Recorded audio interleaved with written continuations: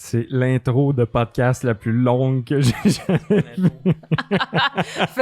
On va juste parler genre de rien pendant 15 minutes de temps. Aïe aïe. Je suis tellement content de t'avoir ici, là. C'est malade. Pour une deuxième fois, c'est ce que Ben les gens oui. ignorent, en fait. Oui, c'est ça. C'est parce que la première fois, c'était pas assez bon. Non, hein, c'est fait ça, que, c'était ouais, tellement vraiment mauvais. nul. C'était tellement mauvais que c'était gênant de mettre ça sur Internet. Ouais, c'est ça. Donc, Mais c'était pas mauvais, c'est ça l'affaire. Non, mais le C'est son, l'affaire. en fait. Le son était tellement Le son horrible. était vraiment à C'était chier. le son qui était. Ouais, mais c'est parce qu'on voulait pas faire un format podcast au début. Fait que ça, c'est pour ça qu'on avait fait ça comme ça. C'est comme une entrevue plus qu'un podcast. Puis on a réalisé comme ça va être plus nice si on fait un vrai de vrai podcast. C'est Tant ça. que ça, on va juste l'assumer par avoir des micros puis comme avoir le son. Linéon, ça te va, toi? Mhm. Est-ce que je suis assez proche de mon micro? Est-ce que t'es assez Oui. proche de ton public? Hey, Gaël Leroyer! Gaël. Musique. Ah, tata, ah, papa. Comment ça va? Ça va super bien. Merci beaucoup de Re- me recevoir. Re-bienvenue, c'est ça que j'allais dire. Re-bienvenue, t'es revenu avec ta M6. Ben là, c'est Tu veux-tu certain. la montrer à notre ami la caméra? Bien sûr. Je vais essayer de pas la frapper. Ouais, cette c'est fois. ça. De pas la puncher. Alors voilà, ça c'est mon. Je pense c'est que mon je vais enfant. insérer des images de Gaël qui frappe sa caméra pendant C'est une parce que demi-heure. c'est ça. La dernière fois, je l'ai un peu accroché avec ma bague, puis ça nous a fait mal à tous. À tout le monde. Ouais, c'est ça. Fait que ça, c'est ton objet de prédilection. Parce que tu shootes beaucoup à pellicule. Je shoot presque seulement en pellicule, en fait. À quel pourcentage, mettons, vis-à-vis? 98%. Ah ouais, presque, hein? là. Il y a peut-être genre comme 2 contrats par année que je fais en numérique. Là. Wow. Vraiment pas beaucoup. Là. Donc, Puis- Qu'est-ce qui t'a... Parce que as-tu commencé en pellicule? non, ben éventuellement, je m'étais acheté une caméra 35 mm, mais je pensais pas que ça allait devenir une partie complète de ma carrière de photographe. Là. Je pense, tu sais, j'en faisais seulement pour le plaisir, mais j'ai vraiment commencé en numérique. Puis finalement, je me suis rendu compte que j'aimais vraiment beaucoup l'argentique. Je trouve que qu'est-ce que ça a apporté à la photo, quelque chose de plus humain, quelque chose de plus... je sais pas, pour ceux qui travaillent en argentique, tout le monde le sait qu'il y a comme un fil plus raw, tu sais, t'as le grain, premièrement, évidemment, la colo, tu sais, c'est des éléments qui font en sorte que je trouve que les photos, ils ont comme un petit... ça enlève rien au numérique, évidemment, il y a des super belles photos qui sont réalisées en numérique, mais je trouve que ça rajoute un petit quelque chose qui fit vraiment avec la personne que je suis, finalement. Ouais. Donc, Puis t'es quel genre de personne? Qu'est-ce qui fit? C'est quoi l'aspect de la photographie argentique qui fit avec ton esprit, j'imagine? Ben, je suis quelqu'un de très sensible. Je pense que dès que tu es dans un milieu artistique, c'est quand même important d'avoir un côté sensible parce que tu peux le représenter par rapport à ton travail. Donc, je suis quelqu'un de très sensible. Évidemment, c'est un couteau à double tranchant, la sensibilité. Ouais. Ça tombe bien, j'avais un quiz, puis ça disait « Si tu étais un ISO, combien tu serais? » On devrait faire ça à tout le monde qui vient. Si tu étais une lentille, c'est quelle ouverture tu serais? On aurait dit que t'as pris ça dans un magazine cool des années C'est ça. 2004. Es-tu une bonne best? Mais là, c'est comme, t'es quel ISO? Pourquoi tu dis que c'est un couteau à double tranchant? Est-ce qu'il y a des moments où ça te sert pas du tout d'être sensible? Ah, ben, c'est certain. Là, tu sais, je dirais moins côté personnel, mais plus côté... Ben oui, des fois, côté professionnel, c'est sûr que tu peux être sensible par rapport à... Tu sais, mettons, si tu veux vraiment avoir un contrat, puis finalement, c'est pas toi qui l'as. Tu sais, Ouais. c'est comme, c'est des choses qui m'affectent beaucoup parce que je pense que la photo, à la base, c'est ma passion. Donc, c'est vraiment quelque chose qui m'habite à 100%. Puis que ma vie, c'est la photo un peu. Tu sais, des fois, il y en a qui disent souvent « Ah, qu'est-ce que tu sais, t'es qui en tant que personne? » Puis je dis toujours que je suis photographe, non, parce que ça m'habite à presque à 100% du temps. Tu sais, on s'entend que je me couche le soir, je pense à ça, je me lève le matin, je pense à ça, je prends ma douche, je pense à ça, bref. Tu sais, donc, quand on travaille sur certains projets, que ce soit pour un artiste, quoi que ce soit, ou même des fois pour une pub, qu'on essaie d'élaborer un concept, quoi que ce soit, on se met vraiment dans le projet. Puis des fois, d'être sensible, ça fait en sorte que je suis super déprimée, mettons, quand j'ai pas un contrat ou ça me prend comme un bon 24 heures avant de m'en remettre, là, normalement. Là. Donc, mais c'est des choses avec lesquelles je dois dealer. Mais la sensibilité apporte quelque chose de super beau, par contre, à mon travail de photographe, qui est de je suis sensible par rapport aux gens que je rencontre. Donc, j'aime beaucoup apprendre à connaître les gens. Je lis beaucoup les gens aussi. Donc, je pense que ça aide à ce que mon travail soit encore, comment que je pourrais dire ça, mieux exécuté. Puis que ça se transmet encore plus dans les photos. Donc, les gens, ils ont, je sais pas, il y a comme une espèce de transparence ou de... les gens deviennent à l'aise avec moi très rapidement. Donc, ça fait en sorte que je peux réaliser les photos que je réalise avec cette sensibilité-là qui est à moi. Ouais, puis tu m'avais déjà parlé de ça. Quand tu fais des portraits, surtout, le fait que tu as un appareil à pellicule, tu prends plus ton temps entre les shots. Ouais, tu as plus de réflexion à avoir sur est-ce que ma shot va... Parce que tu vois pas ce que tu fais pendant que tu le fais. Je vois dans ma tête un peu. Là, ouais, ben oui, parce que tu es habitué. Mais qu'est-ce que ça change dans ton workflow, ça? Ça change beaucoup de choses. Je dirais que les gens aujourd'hui sont habitués d'avoir une certaine rapidité, une certaine... il y a trop de choses qui sont instantanées aujourd'hui, puis tout le monde veut tout de suite voir à quoi ça ressemble, puis tout. Donc, le temps le principe d'avoir du temps, justement, pour juste se poser, puis tout. Premièrement, ça aide beaucoup les gens que je photographie, je trouve. Ils sont plus dans le moment, au lieu de tout le temps regarder un écran, genre « Ah ouais, OK, ça », puis tu sais, ils se laissent vraiment plus aller. Premièrement. Deuxièmement, bien évidemment, tu sais, on n'a pas des clics à l'infini avec de l'argentique, surtout avec la pénurie de films qu'il y a en ce moment. Chaque clic, premièrement, coûte de l'argent. Deuxièmement, ben c'est ça, à un moment donné, t'en as pas comme... T'as pas des rouleaux à l'infini dans ton frigo que tu peux juste comme... Donc, c'est ça, c'est important de... Tu dis ça, la pénurie de ça. J'ai trouvé parce que j'ai re-shooté du Tri-X 400 de Kodak, qui est ma pellicule noir et blanc préférée. Puis j'ai retrouvé un roll que j'avais acheté chez Lozo comme en 2010. Puis il était 8,99. Non. Puis là, j'étais comme, wow! Puis là, je voyais qu'il expirait en 2014, en affaire de même. L'as-tu essayé? Ouais, ça a super bien sorti. Écoute, je vais faire un épisode d'ailleurs, side by side, un nouveau puis un ancien. Puis je l'ai pas conservé si bien que ça. J'ai trouvé une boîte de déménagement ça. Comme dans le fond du sous-sol. Puis il y a pratiquement, tu sais, je sais qu'il y a une certaine rule of thumb là, qu'il faut que tu suives, là, comme tu shootes un stop à chaque 10 ans là, de plus.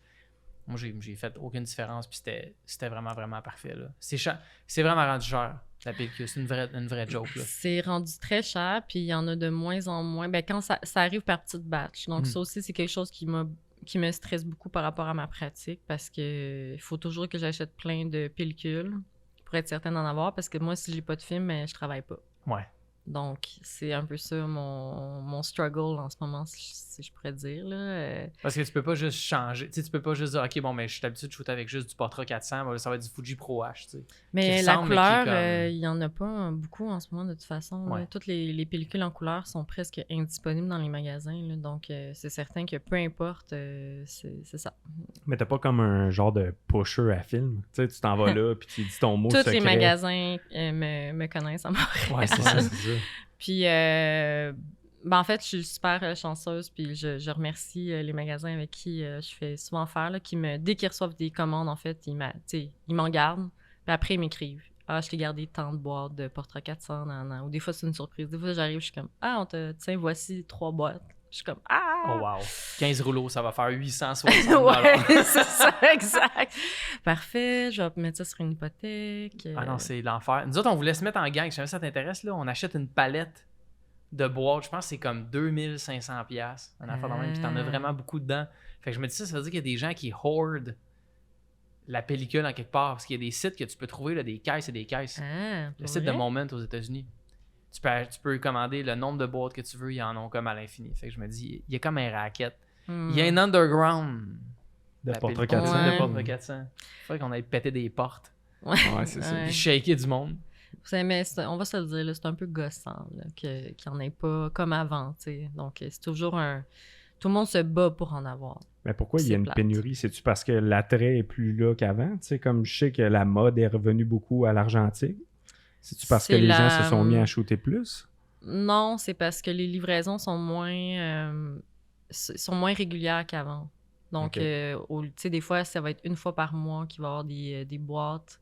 Puis, il va pas en avoir des centaines. Des fois, ils vont en avoir genre 15 boîtes. Mais tu sais, là, t'as comme plein de gens qui en veulent, que ça fait un mois qu'ils attendent.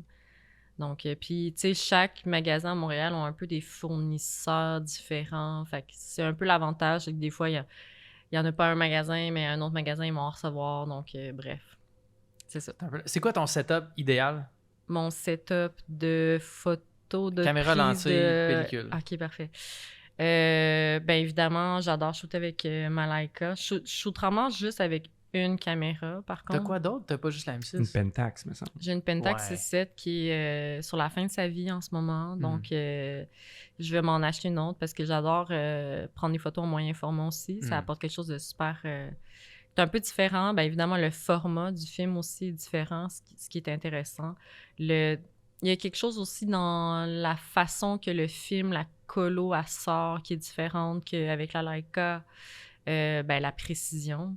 Puis, donc, j'ai la Pentax 6.7 qui est sur la fin de sa vie, mais que je garde en souvenir puis que je vais m'en acheter une autre bientôt. J'ai une Canon T70 avec un flash que j'aime beaucoup. Ça, c'est avec elle que je fais pas mal toutes mes photos avec le flash. Il me semble que t'avais fait... je sais plus comment aller. Le petit X est là-bas, là. Ouais, c'est ça, exact. Je suis vraiment loin. Ben, tu sais, toutes les photos qu'on voit, mettons Mylène, là, ou, tu sais, Charlotte avec le flash. Si, tout ça, là. Ouais, pas Nancy, là, mais... Ouais, par exemple, ça. Nice. C'est une caméra que j'ai eue en cadeau. C'est l'ami de ma mère qui était comme « Hey, on a ça dans notre famille depuis super longtemps, on s'en sert plus, on sait que ta fille, elle fait de la photo. » Puis, j'avais jamais shooté avec le flash avant, ça fait quand même plusieurs années. Mais j'aimais beaucoup le travail de Jürgen Teller qui shoot beaucoup avec le flash. Fait que je me suis beaucoup inspirée de lui pour commencer à faire ce style de travail-là. Des fois, j'aime ça le marier dans un shoot avec... de la lumière naturelle, mais je shoot un peu en flash aussi. Tu sais, je trouve que quand tu as comme une série de photos, ça peut être quelque chose d'intéressant aussi. Ouais. Fait que je shoot souvent... Pellicule aussi. Toujours pellicule, évidemment. Puis t'as pris quoi pour le flash? J'ai jamais shooté pellicule et flash. Pour le flash, tu veux dire le flash qui est sur la caméra? Ouais, c'est ça. C'est le flash qui vient avec la caméra. Fait que la caméra, c'est la T70, le flash, c'est 277T. Là. C'est vraiment celui qui va avec la caméra. Fait que tu n'as pas de « OK, comment je fais l'ajustement? » C'est un peu... OK, fait qu'ils sont comme connectés ensemble. Ouais, c'est ça. C'est quand même simple. Fait que l'exposition est automatique? Ouais. L'exposition est automatique. C'est juste l'ouverture qu'il faut que tu contrôles. Elle est vraiment belle, cette photo-là. Merci. C'est très gentil. Puis, fait que j'ai ça. J'ai aussi une petite Olympus Stylus que j'aime bien, que j'ai commencé à utiliser beaucoup pour... en fait, je l'avais acheté à la base parce que Charlotte Cardin faisait Oshaga. Puis, je voulais faire des photos backstage. Je trouve qu'avec la Leica, c'est super le fun. L'ouverture, c'est 1.4, fait que c'est super avantageux. Sauf que tu as quand même des petites secondes à faire le focus, faire les ajustements. Puis des fois, tu perds un petit moment qui est le fun, deux musiciens qui se tapent dans la main ou tu sais, comme un moment qui dure seulement quelques secondes. Puis des fois, avec l'ajustement de la Leica, tu manques un peu ce moment-là. Fait que je voulais justement travailler avec les deux caméras à ce moment-là. Je l'ai acheté pour cette occasion-là, mais finalement, je l'utilise presque à tous mes shoots aussi. Premièrement, parce que je trouve que ça rajoute quelque chose de super imparfait qui est vraiment le fun. Puis aussi, la lentille, elle va plus large, c'est une 35 mm. Donc, as-tu des photos de ça avec elle? Avec Charlotte, pas là, mais non, avec la Olympus? Oui, mais sur mon Instagram. J'ai pas... C'est ça que je disais en arrivant, c'est que mon portfolio, ça fait un petit moment que je l'ai pas mis à jour. Non, c'est pour ça que moi, je te suis plus sur Instagram que sur ton site, là, parce que j'ai vu les campagnes que tu as shootées cet été, puis les vidéos aussi, là, que tu es allé sur ça, c'est l'autre. Les sets. Monte un peu, puis là, Gaël, tu peux cliquer sur... Oui. Ouais, nous, on veut voir ta vie personnelle, Gaël.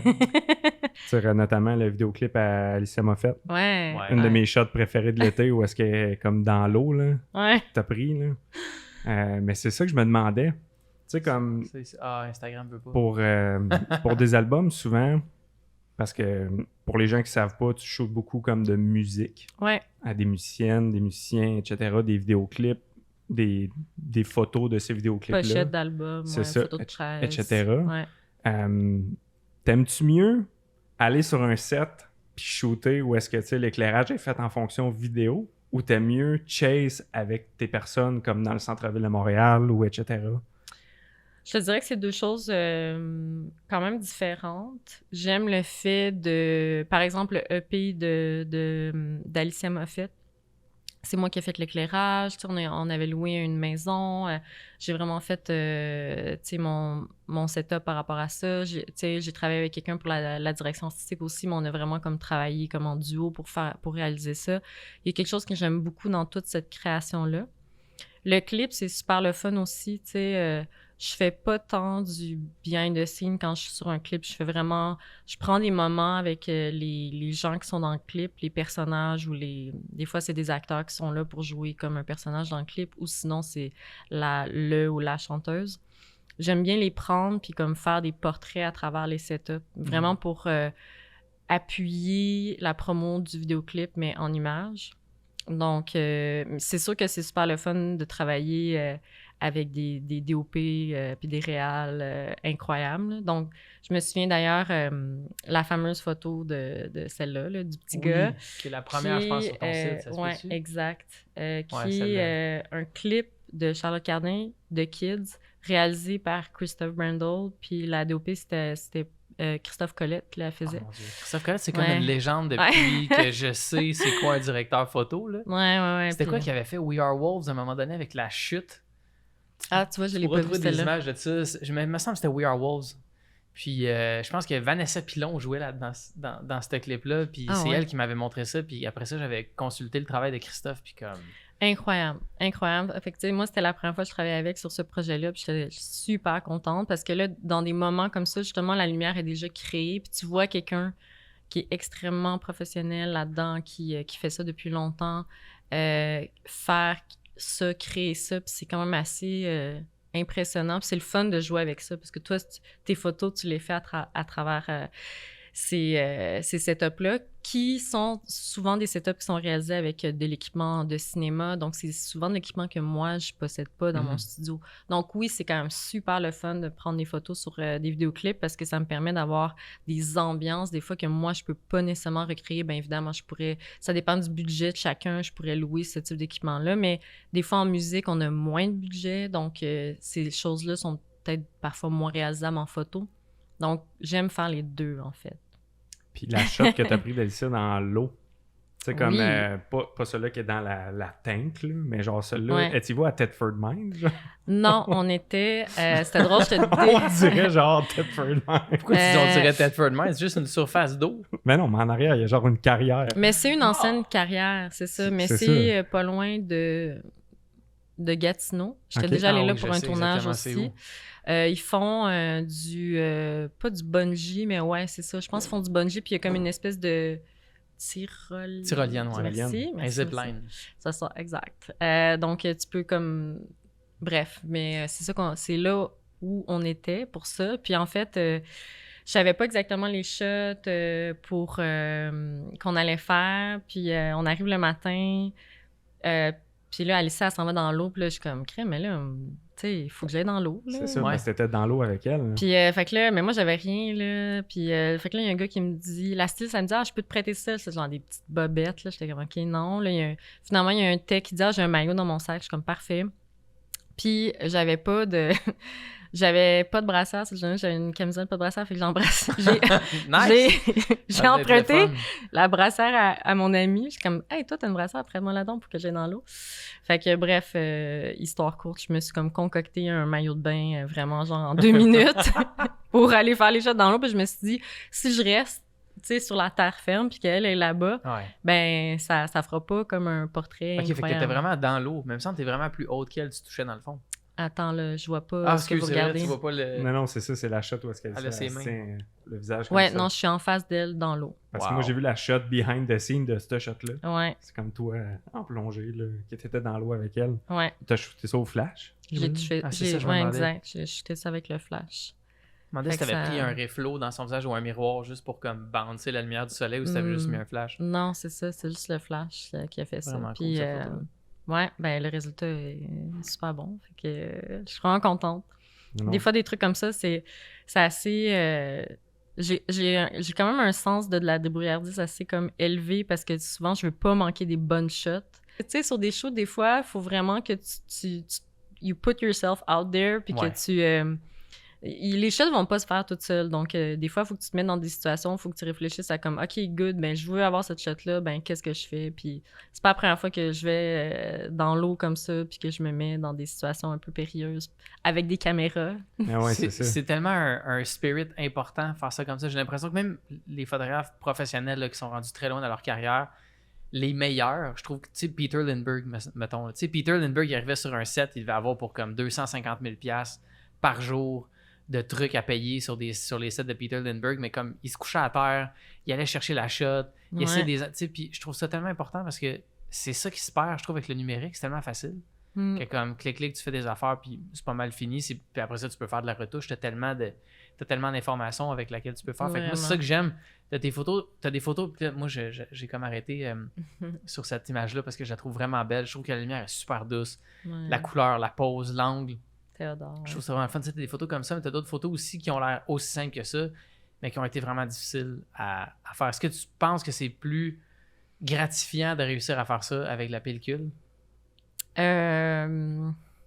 Pour moi, personnellement, non. Parce que, c'est ça que tu fais. C'est ce que je fais à tous les jours quand je shoot. Donc, pour moi, c'est pas comme un défi. Je reçois quand même souvent ce commentaire-là de gens qui sont comme « J'en reviens pas, ce que tu fais en film, c'est incroyable. » Non, mais pour moi, c'est juste comme, tu sais, le numérique n'existe pas depuis super longtemps. Ça existe depuis comme une vingtaine d'années. Tu sais, tout ce qui a été fait en images avant, des images comme ce qu'on voit aujourd'hui, c'était réalisé en argentique. Donc, c'est sûr qu'il faut se faire confiance. Là. Je pense que des fois, peut-être qu'il y en a qui se disent qu'il y a comme plus de limites. Oui, il y en a certaines, quand même, des limites en argentique. Tu sais, mettons, si tu n'as vraiment pas beaucoup de lumière ou des trucs comme ça, tu sais, ça dépend c'est quoi la situation. Mais pour moi, non, je trouve pas que c'est un défi supplémentaire. Ça fait juste partie de mon travail. Puis je pense que je me fais assez confiance. Avec les années, j'ai gagné une certaine expertise qui fait en sorte que je suis pas stressée de faire sans film.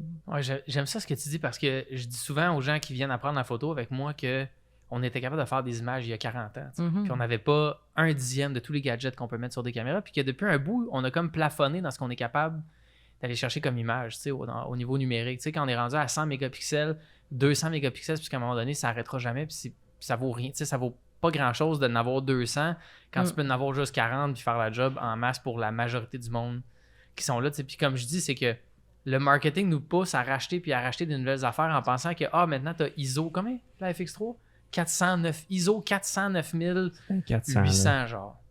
OK. Ça n'a comme pas de bon sens. Tu n'utilises pas ça à 400. En plus, une caméra qui est faite pour la vidéo. Là, c'est ça. Fait que, je trouve ça important qu'on dise ça aux nouveaux photographes, aux nouvelles personnes qui veulent faire de la photo, que il y a comme un attrait de dépenser sur du matériel physique, mais que je regarde les photos, je regarde ton portfolio. C'est sûr que c'est plus technique faire ça, mais j'ai l'impression que un coup que tu as maîtrisé la technique, ça s'arrête là. T'sais.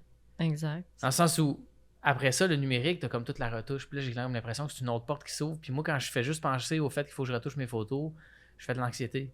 Je suis comme, oh my God. J'ai pris ma photo, ma caméra m'a donné ce qu'elle pensait qui était devant moi. Puis moi, il faut que je nuance l'information en plus. Alors qu'à chaque fois, puisque j'ai réussi à trouver une M6 depuis qu'on s'est parlé, je t'en avais parlé, j'ai eu une bad luck. Je me suis fait frauder. Puis après ça, j'ai trouvé une. En fait, j'ai trouvé une lentille parce que je m'étais dit, je vais en acheter une. Puis les M6 noirs, ça me porte malchance.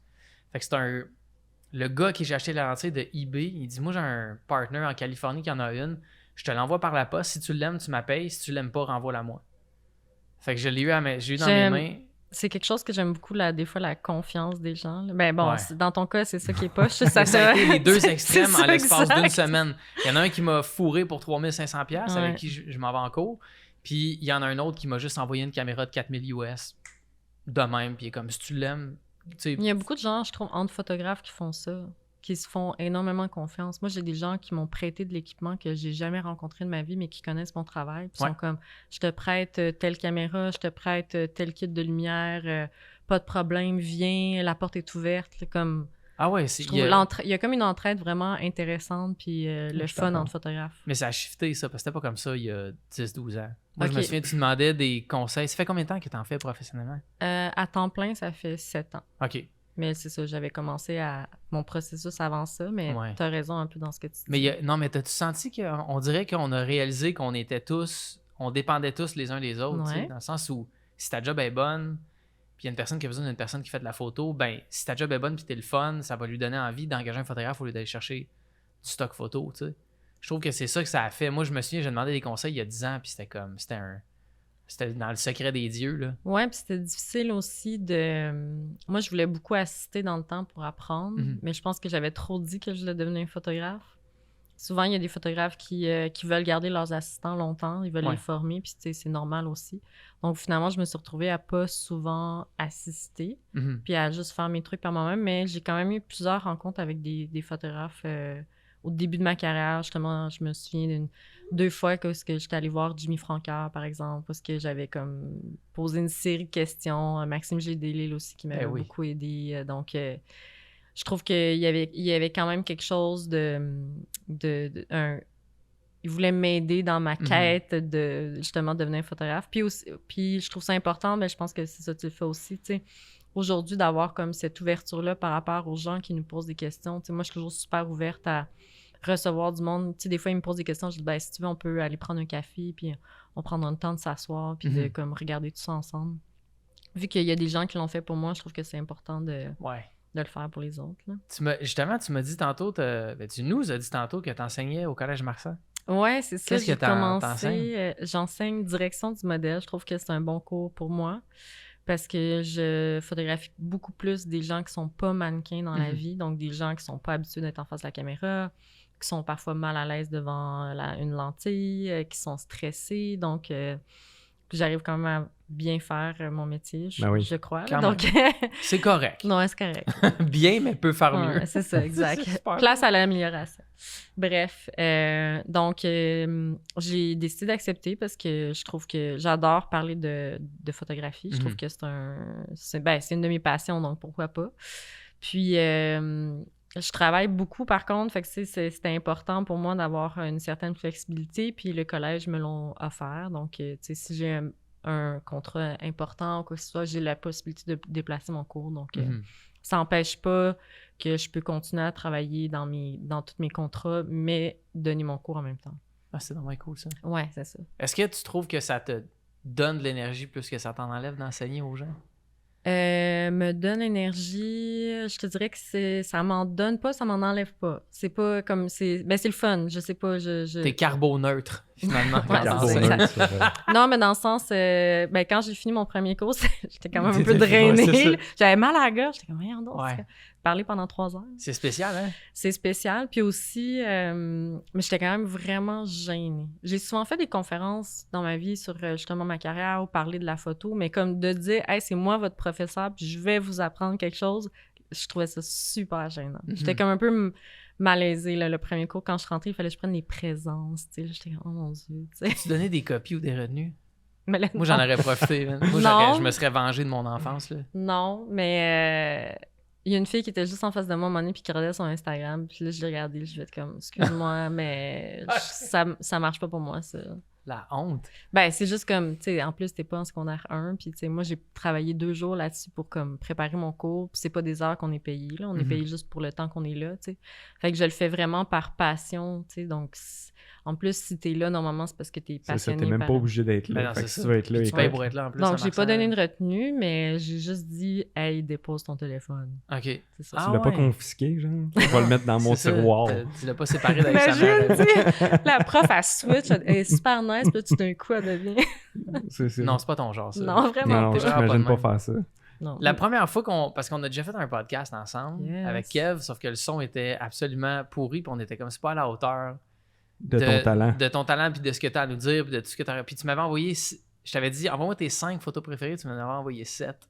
OK. Puis il y en a une sur laquelle je veux revenir parce que c'est ta préférée, c'est la première. Mais dans le fond, il y avait ces 2-là. Celle-là, on en a jasé un peu tantôt. Tu as photographié Sting, je le savais pas ça. Je l'ai appris en regardant ton site tantôt, je suis vraiment, vraiment jaloux. Parce que tu as photographié beaucoup Charlotte Cardin, puis notre ami Kevin a une anecdote, il a sauvé la vie. La vie, carrément. On s'en avait parlé un peu par texto. Là. Pour mettre les gens en contexte, moi, j'habite pas à Montréal, j'habite à Waterloo, qui est comme à côté de Bromont. Puis c'était comme un samedi matin, je m'en allais faire des commissions, je sortais du Home Hardware, j'étais allé chercher du savon pour nettoyer mon char. Puis là, je vois une dame là, qui est là à côté de son véhicule. Écoute, une demoiselle, là, je peux pas dire qu'elle avait l'air vieille, là. Puis elle avait de la misère, là, je la voyais comme gosser après sa roue. Là, pour moi, elle a besoin d'aide, tu sais. Fait que je vais aller la voir. Puis là, moi, j'arrive, je descends ma fenêtre, je regarde, je sors de mon auto. Je suis comme, excusez-moi, avez-vous besoin d'aide? La fille s'en revient, c'est Charlotte Cardin. Fait que là, j'étais juste genre, what the fuck? Là, je suis comme, salut, t'as-tu besoin d'aide? Puis elle était au téléphone avec son père, je pense. Puis elle était comme, oh, père, il y a un bon samaritain, bye! La raccroche. Puis elle était là pour un mariage. Fait que là, j'étais comme, mais c'est quoi qui se passe? Fait que là, moi, vu que j'ai travaillé 8 ans dans l'automobile, j'ai comme checké la pression de ses pneus, j'ai fait un changement d'huile, j'ai changé l'huile à transmission. J'ai mis ses tailleurs d'hiver. C'est bon, Charlotte, tu peux retourner à Montréal. Mais non, mais tu sais, j'y ai dit comme, viens, il y a une station-service plus loin, je vais aller mettre de l'air dans tous tes pneus, puis je vais m'assurer que tout est correct pour que tu puisses aller à ton mariage. Puis elle était tellement contente, puis on a parlé de toi, justement. Puis j'étais comme, Gaël, c'est une de mes photographes préférées, puis elle shoot pour toi. Puis elle était comme, Gaël, pour moi, c'est comme la famille, je l'aime tellement. Puis c'est ça, je trouvais drôle, tu sais, la photographie, comme Alex y a dit, tu sais, ça nous unit tous ensemble. Fait que, tu sais, on a comme des liens avec des personnes que tu le sais pas vraiment tant que tu les rencontres pas. Puis quand tu parles de cette personne-là, mettons Charlotte, puis je suis comme, Gaël, ben là, tu t'ouvres la porte, tu sais, puis là, ben la personne, elle s'ouvre à toi, puis elle est comme, oh mon Dieu, c'est un ami, tu sais. Fait que je trouvais ça vraiment spécial. Juste en parlant, puis en disant comme ton nom, son regard, là, c'était pétillant. T'es comme, oh mon Dieu, Gaël, je l'aime tellement. Ouais, mais tu sais, moi, j'ai souvent des conversations avec les gens dans les magasins de photos, parce que comme toi, tu sais, je fais le tour. J'ai mes petits préférés, mais tu sais, des fois, il y en a qui me dépannent, ces affaires-là, puis j'essaie de pas avoir de guerre avec, comme, tu sais, personne me dire, ça, c'est vraiment pas bon, ça, c'est vraiment bon. Puis à chaque fois que je parle de ton travail ou de toi, c'est rare que les gens, tu sais, des fois, les gens vont dire, ouais, mais il fait un peu tout le temps la même affaire. Ouais, mais tu sais, lui, son style, ça ressemble à chaque fois que je dis Gaël, tout le monde est comme, ouais, Gaël, ouais. Il y a comme un consensus autour de Gaël Leroyer, fait que ça, c'était le bout où est-ce qu'on te félicite. C'est bon, c'était bravo. J'aimerais ça que tu me racontes cette photo-là. Tu venais d'avoir ta lentille, me semble. Ah oui, oh my God. Je venais d'acheter ma lentille la veille à 5h le soir chez Camtech, justement. J'avais commandé le boîtier, pour faire une histoire courte, j'avais commandé mon boîtier du Japon. Sur eBay? Sur eBay, oui. Et là, j'avais pas de lentille encore. J'avais mis ma Voigtline 2 dessus. Et je me suis dit, bon, là, le boîtier vient de me coûter super cher. Je vais attendre un peu. Attends, je veux juste savoir, en quelle année t'as acheté ta M6? Ça fait 2 ans. Puis combien tu l'as payé juste le boîtier? 3700. OK, c'est quand même très bon. Ouais. Mais c'était bon prix. Quand même, ouais, c'est ça. Ça a rendu comme 5-6 000 maintenant. Ah, ben écoutons. C'est absurde. Ouais. Garde ça longtemps. Fait qu'il fait juste arrêter de fesser dessus. Ouais, exact. Là, t'es allé acheter ta lentille qui est la 50 1.4, je pense. C'est ça, exact. C'est que finalement, je parlais à mon ami Alex Auré, qui est un des cofondateurs de Cult Nation, puis t'es comme, ben là, gars, ça n'a pas d'allure. T'as un des meilleurs boîtiers qui existent. Je vais t'acheter tout de suite la lentille. Puis le truc aussi, c'est qu'on shootait le clip de Charlotte Daddy dans cette fin de semaine-là, puis j'allais prendre des photos. Fait que là, j'étais comme, OK, cool. Fait que finalement, je vais à Camtech à 4h55 acheter ma lentille. Puis le lendemain, j'arrive, puis là, Alex est comme, go, faut que tu viennes tout de suite. Il y a une scène là, vraiment là, qui est comme incroyable. Tu sais, j'étais comme en chemin, puis bref. C'était cette scène-là où est-ce que Charlotte était dans une espèce de boîte illuminée, si on peut dire, puis il avait mis une espèce de produit qui fait comme la buée, là, comme vous pouvez voir. Et j'avais pas eu le temps... j'avais zéro eu le temps d'utiliser ma nouvelle caméra avec ma nouvelle lentille, en fait. Puis, pour ceux qui ne savent pas, rangefinder, c'est quand même plus tricky, si on peut dire, à utiliser comme caméra, parce que tu vois pas ce que tu vois dans la lentille, tu vois à côté. Donc, pour tout ce qui est le focus, pour ce qui est les ajustements aussi, j'avais pas trop compris encore comment... tu sais, la Leica, t'as 2 flèches qui s'allument quand l'ajustement est bon. Mais là, des fois, quand t'as juste une flèche, t'es comme, OK, c'est sûr ou sous-exposé? T'as comme un petit moment d'apprentissage avec ta caméra. Donc, bref, j'arrive, puis là, ils sont en train de vouloir défaire le setup. Là, Alex dit, go, maintenant, Charlotte, nan. Puis là, elle fait ça, puis c'est genre comme la 2e shot que j'ai pris avec ma Leica, genre, puis ma nouvelle lentille, puis ça a donné ça. Ça a vraiment bien tombé. Mais c'était comme stressant, là, genre, je pense que j'avais encore mon manteau sur le dos, là, je me souviens, c'était comme un 5 décembre, puis c'était au cinéma L'Amour. Ah oui, puis, le mythique, qui est fermé maintenant, d'ailleurs, non? Non, ils ont réouvert, je pense. Ouais. Il me semble qu'il avait fermé, ils ont dit comme c'est la fin. C'est pas parce que je vais là, que je... Tu y allais souvent, t'avais un membership, tu m'avais dit. C'est ça. Je passe souvent en face parce que c'est sur Saint-Laurent, puis... Pour les gens qui savent pas, Gaël a emmené son chien. Un chien Hello. Hello. Il est comme, je me suis réveillée maintenant, j'ai besoin d'attention. Comme, yo, depuis tantôt, je suis couché, man. Puis je vous demande rien. Ouais, c'est ça. Qu'est-ce que je dis, non? Ah oui. Qu'est-ce qui t'attire vers la musique pour prendre des photos? Parce que tu as photographié quelques personnes un peu connues comme Sting, encore, je vais le dire encore une fois, Sting. Elton John, non. C'est Brad Pitt en fait. Ludacris, t'as photographié. Non, mais qu'est-ce qui t'attire? Ouais, en 98, j'ai photographié Ludacris. Ouais. Qu'est-ce qui t'attire par... Je vais recommencer ma question. Qu'est-ce qui t'attire dans la musique? Parce que t'as fait Martha Wainwright aussi. Ouais. Et où la photo? Je veux juste la ouais, c'est ça, je te dis, mon portrait. Sur Instagram. Sur Instagram. Tu l'as pas là-dedans? Non, je l'ai pas, c'est ça. On va la montrer à l'écran, et oui, on l'a. D'accord. Il est tellement cute. Ouais. En fait, c'est que ça a vraiment donné comme ça. Je faisais déjà des photos pour des musiciens. Puis je sais pas, tu sais, des fois, on a des désirs là, dans notre carrière ou dans notre vie personnelle, puis on fait juste y penser. On a comme, je sais pas, on pitch ça dans l'univers. Donc, je m'étais dit, il y a comme 2-3 ans, hey, j'aimerais ça éventuellement faire plus de musiciens. Mm-hmm. Puis finalement, c'est arrivé. Puis la chose que j'aime le plus de faire des photos de presse, des photos de cover d'album, c'est que normalement, quand tu as un musicien qui t'approche, qui approche tel photographe, c'est parce qu'il aime son style. Ouais. Donc, ton niveau de création, de comme ta latitude par rapport à toi, qu'est-ce que tu as envie de faire, est comme excessivement large parce que la personne a vu ton style à toi. Donc, il y a quelque chose de super comme le fun de tu sais, des fois, il y a d'autres projets que tu as certaines limites, que tu dois plus suivre quelqu'un comme la direction artistique, mettons quand tu fais une pub ou quoi que ce soit. Mais là, c'est vraiment un processus créatif qui est tellement le fun. En plus, on s'entend, là, tu représentes en image qu'un musicien a pensé pour un album pendant 1 an et demi, 2 ans, quoi que ce soit. Puis là, toi, tu viens collaborer avec un autre artiste pour créer puis représenter cette image-là pour lui. C'est quand même assez exceptionnel. Là. C'est vraiment nice. Donc... C'est ça, c'est un peu pour ça que j'aime autant ça. L'aspect créatif, le fait aussi que, on a toujours une première rencontre, puis après ça, l'idée part un peu de moi avec ce que la personne m'a dit. Donc là, je commence à élaborer le concept, je commence à faire une recherche de location. Puis tout se crée, puis se tisse à travers comme ce procédé-là. Puis je pense que c'est vraiment ce que j'aime le plus parce que c'est à ce moment-là que je suis la plus créative. Je me souviens de la photo de Martha Wainwright que tu m'avais envoyée sur la chaise en noir et blanc. Il faut que je te compte de quoi d'ailleurs après, par rapport à ça. Vas-y, tout de suite. Ah, tout de suite? Compte ça tout de suite. Ben, en fait, je m'étais inspirée, j'avais mis dans mon mood board, je pense que c'est important de le dire cette semaine, je sais pas quand est-ce que le podcast va sortir, mais dans le mood board, j'avais vu une photo de la reine Élisabeth qui était dans une grande pièce, assise sur une chaise en face d'une fenêtre. Donc, c'était vraiment comme une composition un peu 3/4. Mm-hmm. Puis, j'avais mis dans mon mood board parce que je trouvais ça intéressant de représenter quelqu'un dans une pièce, juste assise sur une fenêtre, mais pas le corps vers la photographe, vers moi dans le fond, mais plus orienté en 3/4 vers la fenêtre avec la lumière qui arrive dessus. Je trouvais ça super beau.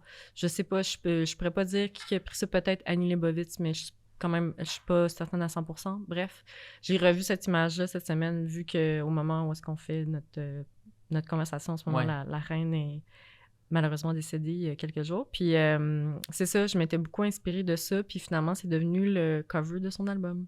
Ah oui? Ouais. C'est vrai? C'est ça. À la reine? Oui, exact.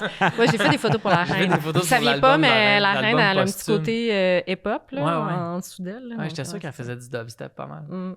De ça. OK, fait que c'est devenu son cover d'album. Ouais, exactement. Très cool. C'est vraiment une belle chanson. T'as fait Berries. Oui, j'ai fait des photos d'il y a longtemps pour... elle avait fait une collabo avec Maxime Leflaguet, parce qu'il avait écrit une chanson le comédien Maxime, c'est ça? Oui, exact. Okay, ouais. Ils sont amis, puis ils collaborent beaucoup ensemble pour de l'écriture. OK. Puis c'était tellement un beau moment parce que j'étais allée en studio, le studio La Traque qui appartient entre autres à Louis-Jean Cormier. Puis lui, il chantait aussi là-dessus. Puis il y avait comme plein de musiciens, il y avait des violonistes, il y avait un guitariste, il y avait des... bref, il y avait comme peut-être 7 musiciens, puis il y avait eux qui chantaient à travers tout ça. C'était comme un moment super fort puis émouvant là, quand même. Là, j'étais assise là, je prenais des photos, puis je me pinçais un peu. Là, j'étais comme, je reviens pas que... Mon travail aussi, c'est de voir tout le dessous de comme la réalisation de certaines chansons extraordinaires ou de certains clips extraordinaires aussi. Donc, d'avoir la chance d'être là, c'est... c'est quand même fou. Des fois, je me dis, c'est mon travail, tu sais, c'est un peu fucked up, là, on s'entend, là. Ah, mais c'est le fun qu'après tout ce temps-là, tu sois quand même encore capable d'apprécier le métier que tu fais, tu sais. Puis je trouve que ça transparaît dans tes choses. Comment t'entrevois le futur avec la pénurie de pellicules, le fait qu'on a beaucoup besoin d'images, tu sais, les gens demandent de plus en plus d'images. Est-ce que ton canin est... Oui, c'est correct. Je vais juste regarder s'il faisait pas pipi. Sur ces cases à queue. Ouais, c'est des cases Nanook. C'est des Nanook que je vais laver à hausse à pression, on est en sortant de ça. Ils sont indestructibles. Ouais, Comment t'entrevois le... J'ai comme vraiment l'impression qu'il va faire un pipi, là. Mon chien est jeune encore, donc... Il est quel âge, hein? Il y a 1 an et presque 2 mois. Ouais. Ben bon, si fait pipi, j'irai ramasser. Ben oui. Donc, comment j'entrevois la pénurie de films? Non, mais dis-moi comment t'entrevois le futur de la photo, là. 5-10 ans d'ici, là. Le futur de la photo ou le futur de... La photo, en général. Ben, je pense que ça va toujours avoir lieu, tu sais, on va toujours avoir besoin d'images, tu sais, donc je pense pas que c'est quelque chose qui tend à être... il fait pipi, hein, c'est ça? Je sais pas, non, pas du tout. Il veut juste sauter en bas. Ok, excusez, je suis un peu freak, je suis genre comme... Est-ce qu'il fait pipi partout dans le studio, non, Alex ouais. et Kevin? Il regarde dehors. OK. Ben, c'est ça, je pense que ça va toujours tendre à exister. Puis, tu sais, quand je regarde, tu sais, Peter Lindbergh, d'ailleurs, qui est décédé il y a quelques années, tu sais, il faisait il travaillait encore, là. Ouais. Puis, je sais plus, il est mort, il avait comme 76, je pense. Quelque chose dans ce genre-là. Et mon but, ce serait vraiment de voyager, entre autres, là, oui, ce serait mais de travailler encore jusqu'à ce que je puisse travailler, tu sais, dans le fond, le reste de ma vie. Donc, ça, je pense pas que ça tend à disparaître, le monde de la photo. 75 ans, excuse-moi. C'est ça. Parlant de voyager, t'es allé en France cet été. Ouais, je suis allée en Corse. T'as pris des belles photos. En Corse ou en France? La Corse, ça fait partie de la France. C'est vrai? J'ai Ouais. dit la même chose. Ça a été donné... donné, quand on s'est appelé. Ouais, c'est ça. C'est comme une île qui a été comme un peu barouettée, comme on dit en bon québécois. Je suis très instruit géographiquement. Pendant des années, je pensais que le Saguenay et la Gaspésie, c'était la même place. Je suis né à Montréal, si tu veux que je fasse. C'est correct. Oui, c'est ça. Donc, je suis allée en Corse. C'était vraiment magnifique. C'était un voyage pas professionnel. C'était vraiment pour le fait de... Voyons, il veut tout le temps monter sur Alex. Je sais pas pourquoi il veut tout le temps monter sur Alex. Il était genre, c'est le seul calice qui a des allergies. Triple.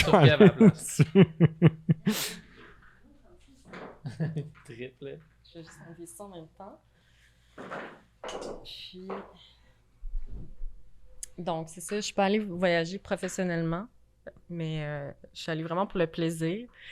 Et je vous conseille fortement de le faire aussi. Moi, j'ai vraiment terminé tous mes projets avant de partir. Je suis allée arranger mon ordi. Fait que le vendredi, quand je partais à 7h, à 1h l'après-midi, j'ai déposé mon ordi. J'ai dit, parfait, je viens d'en reprendre dans 1 mois. Et j'ai pas travaillé du tout. J'avais comme la tête 100% libre. Et ça, c'est quand même rare dans notre milieu parce qu'on est tous des travailleurs autonomes. Puis on a tout le temps quelque chose qui nous trotte en tête, une facture envoyée, un moodboard à faire, une retouche à terminer, un photoshoot à prévoir. Donc, on est toujours sollicité par notre esprit. Puis des fois, ça peut être quand même, malgré que c'est notre passion, ben, des fois, ça peut être lourd quand on a plusieurs projets en même temps. Puis là, j'ai vraiment décroché. Donc là, j'ai fait des photos juste pour le fun, de faire des photos pour pouvoir documenter qu'est-ce qui se passait pendant mon voyage. Puis... Ça a pris des belles photos à Paris. Là. Moi, c'est les photos là, que j'ai en tête là, avec le carrousel, que tout est un peu offset. Là. Ouais. Ah, c'était magnifique. Merci. On va d'ailleurs montrer ces photos-là pendant qu'on parle, par-dessus. Non, moi, Kev va les garder pour lui. C'est pas vrai que moi, je vais éditer ça. J'ai aussi organisé un photoshoot quand même l'avant-dernière journée. Donc, je repartais de Paris. Puis, c'est quelque chose que j'aime vraiment faire, même si, oui, je veux décrocher et tout. Mais je trouve qu'en voyage, c'est quand même propice de juste s'inspirer de villes qui sont différentes de la sienne. T'sais. Donc, on est tout le temps ici à Montréal. On a nos repères. Moi, j'habite dans le Myland. Des fois, je veux faire un petit show de vite. Je sais où est-ce que je vais aller. Je trouve ça intéressant de devoir faire un repérage, de devoir comme inventer un concept dans une ville que tu connais vraiment moins que la tienne. avec quelqu'un comme ça, tu sais, que tu... Moi, dans ce cas-là, j'avais fait des recherches, puis finalement, une agence qui m'a contactée, puis c'est une mannequin russe qui veut être signée par une agence en France. Donc, c'est elle que j'ai photographiée. Conversation super intéressante aussi sur ce qui se passe en Russie en ce moment, la vision de comme ses parents par rapport à qu'est-ce qui se passe ailleurs en Europe et tout, la vision des jeunes. Donc, bref, c'était un photoshoot où les discussions étaient super intéressantes aussi. Puis, on a fait vraiment quelque chose de... Je voulais un peu représenter le côté malpropre de Paris, si on peut dire. T'sais, on voit toujours un peu les mêmes images, la Tour Eiffel, c'est très romantique, la Seine, nanana. L'Empire State Building. L'Empire State Building, tu sais, donc... je voulais comme un peu représenter le côté où est-ce qu'il y a beaucoup de touristes et des fois, c'est pas toujours propre. Donc, j'ai pris la mannequin en photo en face de... Il y avait comme des matelas puis un vieux divan qui traînait, des trucs comme ça. Là, j'en ai pas encore partagé, mais il y en a une où est-ce qu'elle est en face du Sacré-Cœur puis il y a plein de touristes autour d'elle. Donc, je voulais plus comme essayer de faire un anti-photoshoot de Paris. T'avais fait ça aussi, il me semble, avec une des 7 photos que tu m'avais envoyées, je me souviens plus du nom de la chanteuse, mais qui est sur une chaise, exactement, qui est sur une chaise sous l'overpass du Palais des Congrès, sur la rue Vigée. Oui, exactement. Ouais. T'étais un peu dans le même mood, même concept, un peu, j'imagine. Ouais, c'est ça. Ben, Sarah Daniel, elle avait comme un kit qui était une grande robe, je pense que c'était Marie Saint-Pierre, si je me trompe pas, rose, puis qui prenait beaucoup d'ampleur, puis je voulais un peu déconstruire ça, tu sais, je voulais pas aller dans comme, OK, c'est une robe de style, on va dire, entre parenthèses, qui fait princesse, on va y aller dans cette direction-là. Je voulais comme un peu déconstruire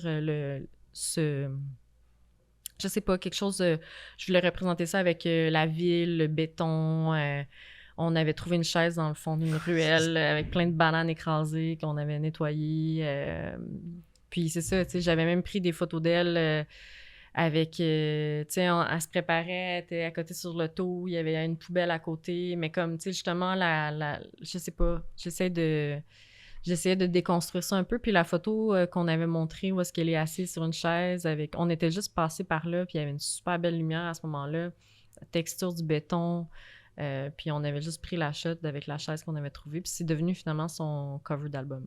Ah ouais? Ouais. Fait que toi, tu fais des shots comme ça, random, pendant une session, oups, c'est ça la photo d'album. Ouais, c'est ça. C'est vraiment cool.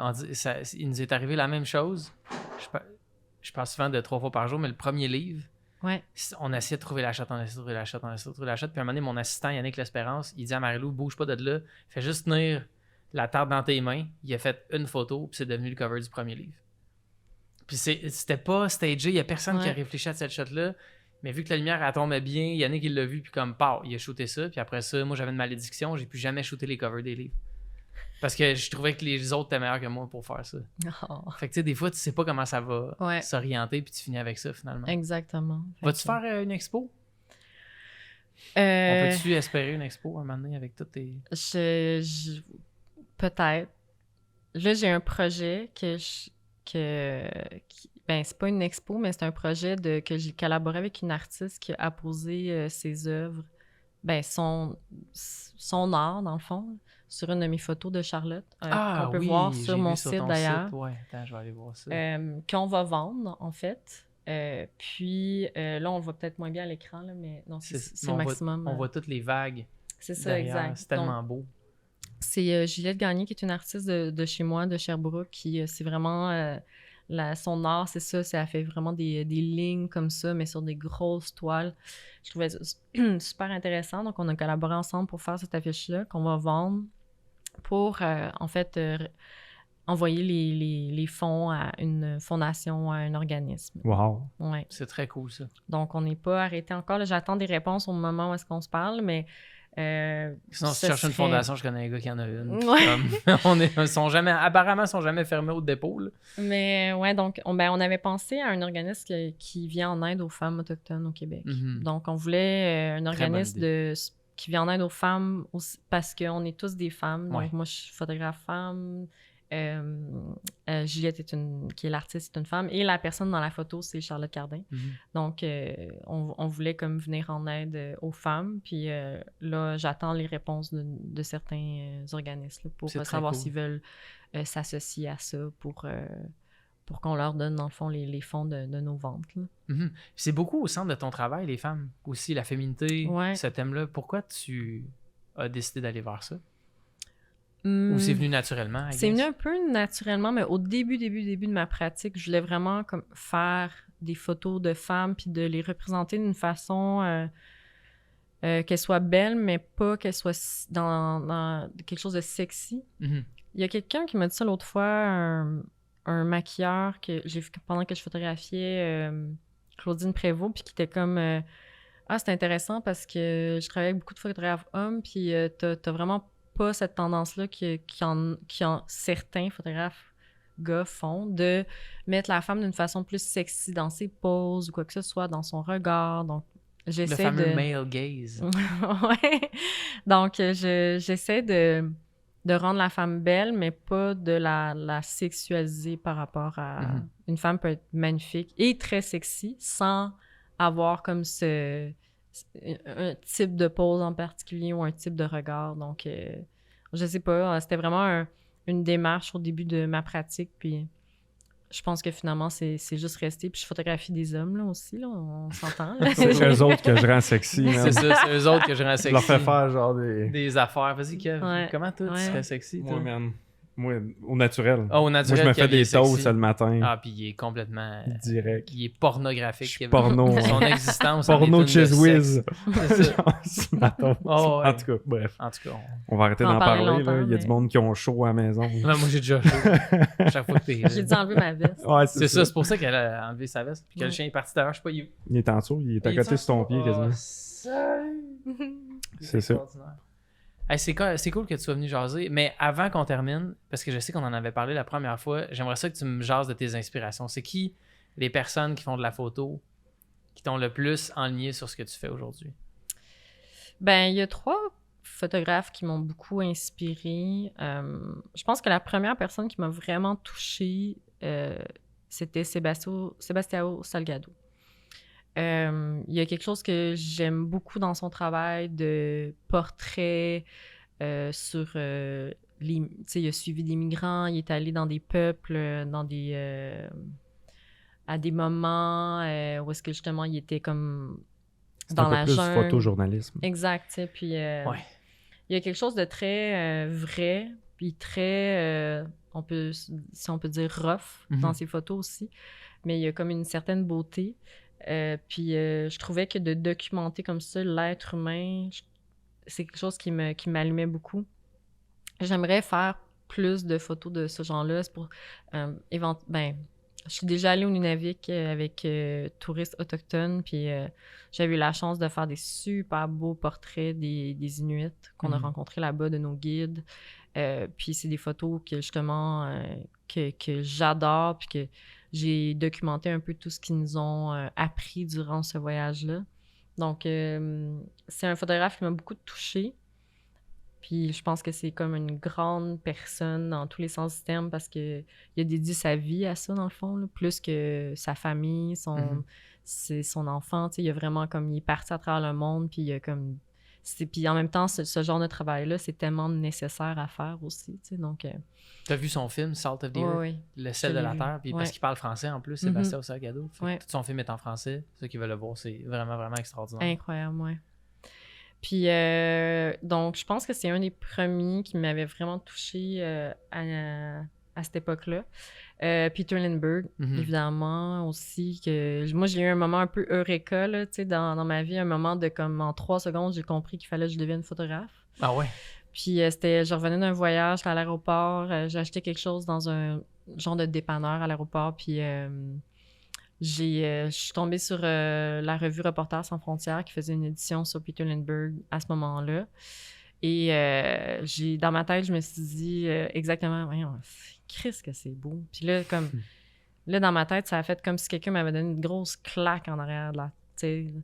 Je suis juste fait comme, ben là, tu sais, Gaëlle, si la photo, ça te passionne autant, pourquoi t'en ferais pas ton métier? Il y a quelque chose que j'aimais beaucoup dans ses photos, c'est qu'il y avait comme un côté très raw, très naturel. Il prenait beaucoup de femmes également en photo. Mm-hmm. On sentait vraiment pas les retouches. Ce qui est fou, c'est que, regarde, ça c'est Nicole Kidman. Ouais. Si je m'en vais sur le site d'une jeune artiste contemporaine, il y a aussi... plus haut. Plus haut? Je l'ai-tu passé? Ouais. Ouais, tu l'as passé. Elle est là. Ouais. Nicole Kidman. Nicole Kidman.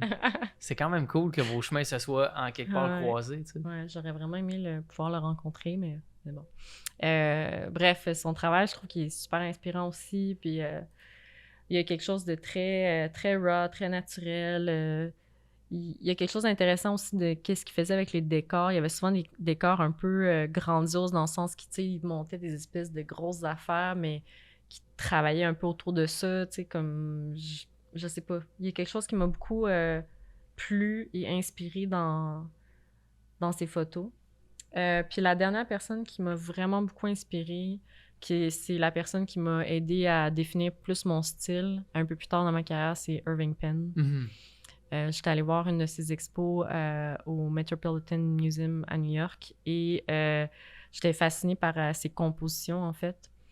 Le fait aussi, je sais pas si tu as remarqué, mais il y a souvent beaucoup de mains dans les photos. Ouais. Donc, je sais pas si ça arrivait avec ça, entre autres, mais à partir de ce moment-là, j'ai vraiment commencé à essayer de travailler puis de découvrir plus mon style, travailler plus ma composition et intégrer des mains, bizarrement. Mm-hmm. Mais bref, la tienne, comme en shot, en plein milieu de la lentille. Avec moi, ce que j'aimais d'Irving Penn, c'est les murs en coin. Ouais. Il mettait du monde, tu sais, au lieu de faire un truc plat, puis j'avais déjà vu son atelier là où il shootait, la lumière venait du plafond, là, il y avait comme une verrière au-dessus. Ouais. Puis là, il mettait du monde dans des coins, puis les gens étaient comme...